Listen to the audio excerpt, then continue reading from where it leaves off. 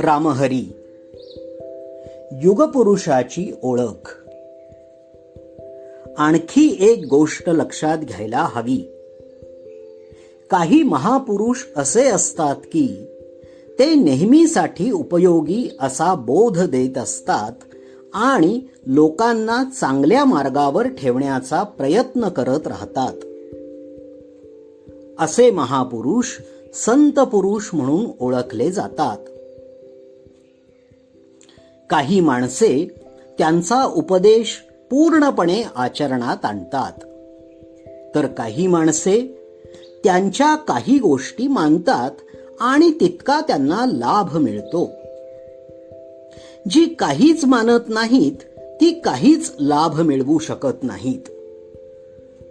पण संत पुरुषांवर त्याचा काही परिणाम होत नाही.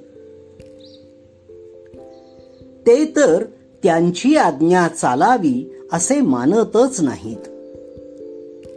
आपली सत्ता कोणावर चालावी हे त्यांना आवडतच नाही. अशा संतांना ईश्वर पाठवत असतो आणि तेव्हा जगाचे यंत्र चालते. या साधूंकडून त्या यंत्रात काही ना काही लुब्रिकंट म्हणजे स्नेहन टाकले जाते आणि ते यंत्र घर्षण न होता चालते. याशिवाय परमेश्वर दुसऱ्या एका प्रकारचे महापुरुष पाठवत असतो. ते एका सामान्य नीतीचा उपदेश करतात आणि त्या काळात ज्या गोष्टीची आवश्यकता असते तिची पूर्ती होते. जेव्हा लोकांची आवश्यकता आणि साधूचा उपदेश दोन्हींचा मेळ होतो, म्हणजे आवश्यकतेची पूर्ती होते, तेव्हा तो पुरुष युगपुरुष होतो. महात्मा गांधी असेच युगपुरुष होते. प्रचारक नव्हे, प्रकाशक व्हावे. संतांनी आपल्या विचाराच्या प्रचारासाठी आध्यात्मिक योजना केली. कबीर शेले विणत आणि गाणी गात. त्याचा प्रचार होईल जगात केव्हा व्हायचा तो, अशा निश्चिंत भूमिकेत ते होते. ही भूमिका मला पटते. तुलसीदासांनी 45व्या वर्षी तुलसी रामायण लिहिले आणि ते 90 वर्षे जगले. म्हणजे 45 वर्षे त्यांनी त्याचा प्रचार केला. ठिकठिकाणी ते गाऊन दाखविले, म्हणवून घेतले, तेव्हा त्याचा प्रचार झाला. त्याशिवाय आणखी कुठलीही योजना नाही.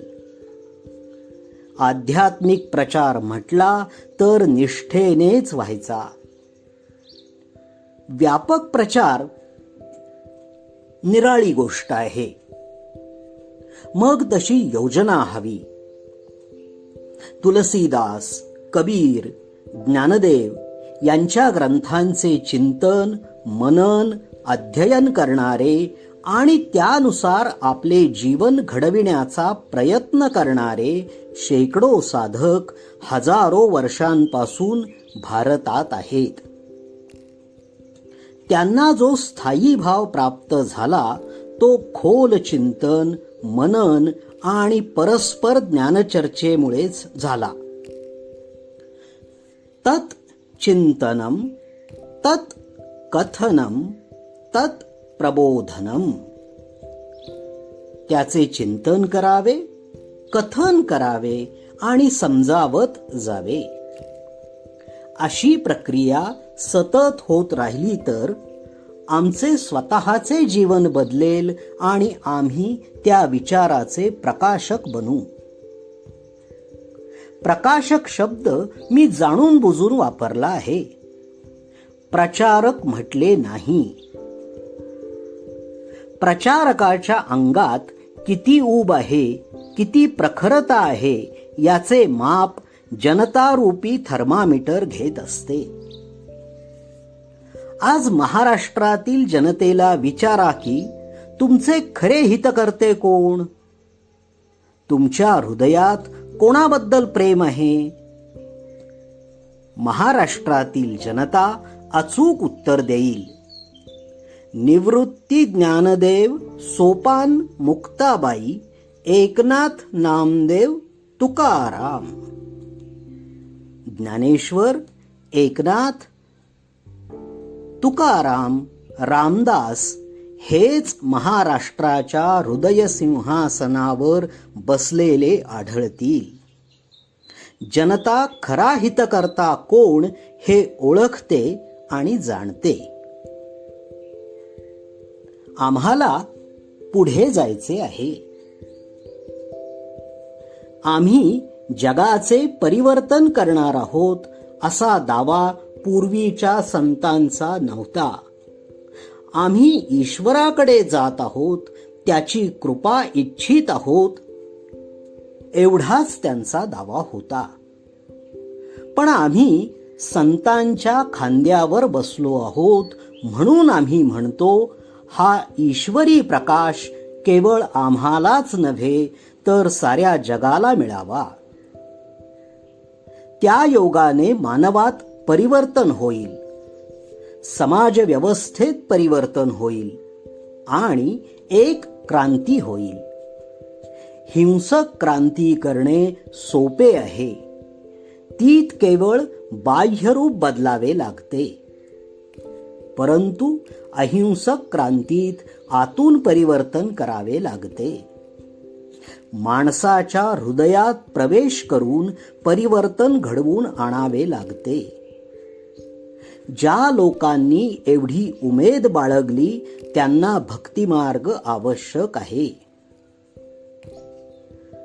प्राचीन संत व्यक्तीची शुद्धी व्हावी असे समजत आणि त्यासाठी ते सेवाही करीत. परंतु जगाला रूप द्यायचे आहे असा अहंकार म्हणा किंवा मिशन म्हणा त्यांच्यात नव्हते. आमचा दावा फार मोठ्या साहसाचा आहे. भगवान बुद्ध आणि संत यांच्याहून एक पाऊल आम्हाला पुढे जायचे आहे. यासाठी आतून चित्तशुद्धी व्हायला पाहिजे आणि बाहेरून समाज परिवर्तन व्हायला पाहिजे. म्हणजे क्रांती होईल. समजा ह्या दोन्ही एकत्र होणार नसतील आणि लोक म्हणतील की आम्ही एकच काहीतरी करू, तर मी सांगेन की तुम्ही चित्तशुद्धीच करा. कारण एकदा चित्तशुद्धी झाली की ती परिवर्तन करेलच, म्हणजे क्रांती होणारच. परंतु वेदापासून संतांपर्यंत सर्व उपदेश या देशाने जिरवला आहे. म्हणून या उपदेशाचा पूर्ण उपयोग करायचा असला तर बाहेरून परिवर्तन आणि आतून चित्त शुद्ध व्हायला पाहिजे. म्हणून आम्ही संतांच्या ग्रंथांवर नुसती व्याख्यानेच न देता समाज परिवर्तनासाठी कार्यक्रमही सांगितला. जसे H2+O बरोबर पाणी होते, तसेच C2+S बरोबर क्रांती. चित्तशुद्धी म्हणजे H आणि समाज परिवर्तन म्हणजे O असे आपण समजू. 2 भाग हायड्रोजन आणि 1 भाग ऑक्सिजन मिळून पाणी होते. तसेच 2 भाग चित्तशुद्धी आणि 1 भाग समाज परिवर्तनाचा कार्यक्रम मिळून क्रांती असा हा शोध आहे. आम्हाला साधू संतांनी चित्तशुद्धीचा मार्ग दाखवला आहे. ज्ञानदेवादी संतांनी आम्हाला क्रांती शिकवली. जीवनाची मूलभूत प्रमेये शिकवली. त्यावर जर आपण चालू तर व्यक्तीची उन्नती होईल आणि समाजालाही सुख लाभेल. संतांचे स्वतंत्र स्थान. एक परमेश्वराचे नाव घेतले की मग आणखी कोणाचेही नाव घेण्याचे शिल्लक राहत नाही. ईश्वराने इतके व्यापक स्वरूप धारण केले आहे की त्यात असंख्य सत्पुरुष जोडलेले आहेत. डाळिंबात जसे असंख्य दाणे असतात तसे. त्यामुळेच मी परमेश्वराचे स्मरण करतो तेव्हा त्यात अशांचे स्मरण येतेच. परमेश्वरासमोर असे म्हणणे म्हणजे विनोदच आहे हे मी मान्य करतो. एक त्याचेच अस्तित्व आहे. जगात त्याच्याशिवाय कोणाचे अस्तित्व नाही. तरी पण माझ्या भक्तिमय हृदयाला वाटते की संतांचे एक स्वतंत्र स्थान आहे. त्यांची शक्ती ईश्वराच्या शक्तीतच का असेना, पण त्यांचे एक स्वतंत्र स्थान आहे. आम्ही सत्पुरुषांना ओळखतो, तसे परमेश्वराला ओळखत नाही. परमेश्वराच्या आधाराने जग चालते, या विश्वासावर आमचे जीवन चालते. पण परमेश्वर डोळ्यांना प्रत्यक्ष दिसत नाही. सत्पुरुषांची ओळख त्यांच्या भावनेमुळे आणि अनुभवामुळे होत असते. ज्ञानदेवांनी उपमा दिली आहे. पावसाला पाणी समुद्रातून मिळते, पण ही गोष्ट आमच्या लक्षात येत नाही आणि आम्ही पावसाचाच उपकार मानतो. तसेच हे परमेश्वराचे प्रतिनिधित्व करणारे संतपुरुष सत्पुरुष येतात आणि त्यांचा आम्हाला प्रत्यक्ष आधार मिळतो.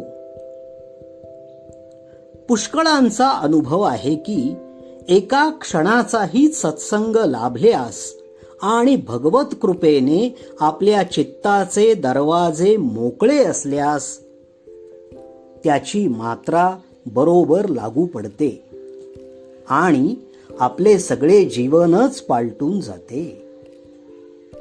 ह्या जुन्या काळच्या गोष्टी नव्हेत. या काळातही याचा प्रत्यय आला आहे. आज महाराष्ट्रात शालेय पुस्तके जितकी खपतात त्यांच्या खालोखाल ज्ञानेश्वरी, तुकारामाची गाथा इत्यादी आध्यात्मिक ग्रंथ खपतात. त्यांचे वाचन आज तागायत चालू आहे. तेव्हा सत्पुरुषांचे अस्तित्व फुकट गेले आहे आणि लोकांना त्यांचे आकर्षण उरले नाही असे नाही. भक्ती मार्गाची कास धरावी. आज जातीय प्रश्नाबाबत लोकांची मने फार हुळहुळी झाल्यासारखी आहेत. तळ हातावरच्या फोडाला सांभाळावे तशी काळजी घेण्याचे दिवस आहेत. पण चालू परिस्थिती कशीही असली तरी आत्मनिष्ठा राखणाऱ्याला तिचे भय नाही. तो आपला मार्ग तिथून सहज काढून घेतो. सर्वांच्यासाठी म्हणून ज्या शाळा खोलल्या जातील त्यात सांप्रदायिक धर्माचे शिक्षण हा विषय ठेवणे शक्य नाही, म्हणून ठेवू नये असे लोकात बोलले जाते. माझे म्हणणे असे आहे की सर्वांच्यासाठी नव्हे, पण माझ्या कुटुंबातल्या मुलांसाठी म्हणून एखादा लहानसा वर्ग मी काढला तरी त्यातही सांप्रदायिक धर्माचे शिक्षण देऊ नये. पण ईश्वराचे नाम, मग ते राम असो, रहीम असो किंवा आणिक काही असो, मी सांप्रदायिक समजत नाही. स्थितप्रज्ञाची लक्षणे, Bhagavad Gita, sermon on the mount किंवा अशासारखे सत्यनिष्ठा वाढविणारे साहित्य मग ते कोणत्याही धर्माचे असो किंवा कोणत्याही पोशाखात असो, माझ्या व्याख्येप्रमाणे सांप्रदायिक नाही. त्या त्या ठिकाणच्या लोकांचा धर्म त्यांच्या त्यांच्या मातृभाषेतूनच मिळवू शकतो. संतांचे साहित्य पुष्कळसे सर्व संप्रदाय वर्जित, शुद्ध निखळ ईश्वरनिष्ठा शिकविणारे आहे. त्यातून केलेली निवड ती भाषा बोलणाऱ्या सर्व धर्मांच्या मालकी हक्काची आहे. त्यांचे अध्ययन करणे सर्वांच्या लाभाचे आहे. म्हणून आम्ही मराठी भाषाधर्मी लोकांनी ज्ञानदेवांपासून गीताईपर्यंतच्या संप्रदाय वर्जित परिशुद्ध भक्तिमार्गाची निशंकपणे कास धरली पाहिजे. इथे पहिलं प्रकरण संपलं. पुन्हा भेटू तेव्हा दुसऱ्या प्रकरणाला सुरुवात करू. जय जय राम कृष्ण हरी.